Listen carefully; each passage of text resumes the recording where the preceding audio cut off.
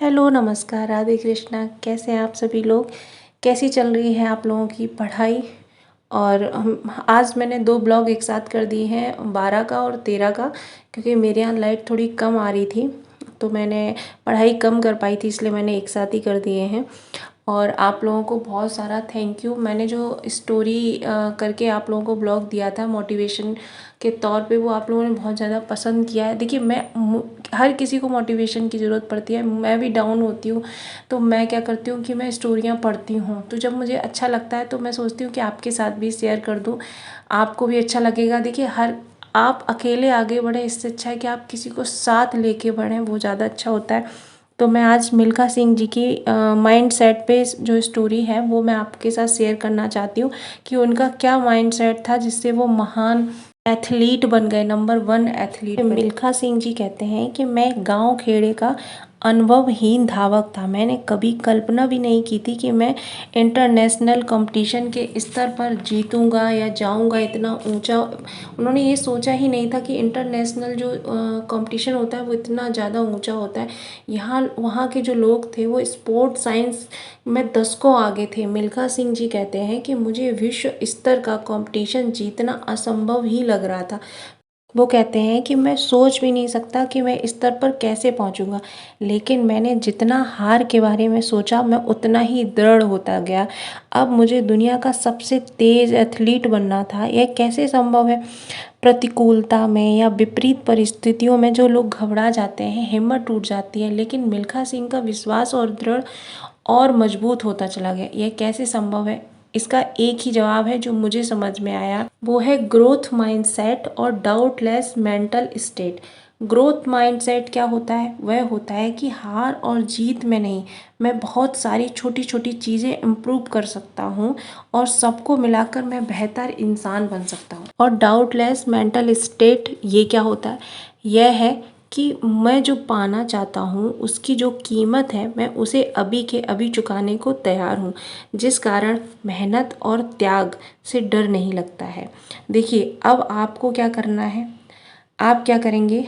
आंखें खोलकर या आंखें बंद करके अपनी सारी परेशानियाँ, आपने जो भी संघर्ष किए हैं, जितनी भी दिक्कतें आई हैं, उनको याद करो।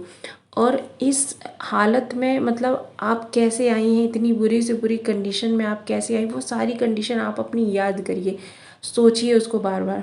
फिर अपनी ध्यान जो है वो अपनी सांसों पे लेके आइए। फिर मन को शांत करिए कि जो परेशानियाँ, जो घबराहट आपने अभी सोचा है, फिर उसको एकदम शांत कर दीजिए। फिर ये सोचो, ये मानो कि अभी आपका नया जन्म हुआ है। फिर शांत मन से अपने आप को वादा करो, जो मिल्खा सिंह जी ने अपने आप से किया था, कि मैं किसी भी परेशानी को और किसी भी कमजोरी को अपने रास्ते आने नहीं दूंगा, अपने रास्ते आने नहीं दूंगी। फिर इसे दोहराइए फिर से कि मैं किसी भी परेशानी को, किसी भी कमजोरी को अपने रास्ते आने नहीं दूंगा। इस कसम को अपने अंदर उतर जाने दो, सबकॉन्शियस माइंड तक पहुंच जाने दो। ऐसा हर दिन करो जब तक हार और रुकावट आपको रोकने की बजाय दृढ़ निश्चय और जोश से भर ना दे। देखिए, जिसने भी महान काम किए हैं अपनी लाइफ में, मतलब विकट और विपरीत परिस्थितियों में आगे बढ़ा है, वो सिर्फ दृढ़ संकल्प से ही बढ़ा है। उन्होंने एक निश्चय किया कि हाँ, मुझे ये करना है, फिर चाहे कितनी भी रुकावट आई हो वो नहीं रुके। तो ये मिल्खा सिंह जी से सीख ले लो कि किसी की भी जो अच्छी बातें हैं, अच्छी चीज़ें हैं, जो हमें आगे बढ़ने के लिए मदद करती हैं, वो हमको ले लेनी चाहिए। जैसे छन्नी में हम लोग दूध या चाय छानते हैं तो जो मलाई या चाय पत्ती वगैरह होती है वो छन जाता है और अच्छी चीज़ें नीचे हमारे पास स्टोर हो जाती है। वैसे ही आप भी करिए कि छन्नी की तरह अच्छी अच्छी चीज़ों को ले लीजिए, बाकी चीज़ें छोड़ दीजिए, ठीक है।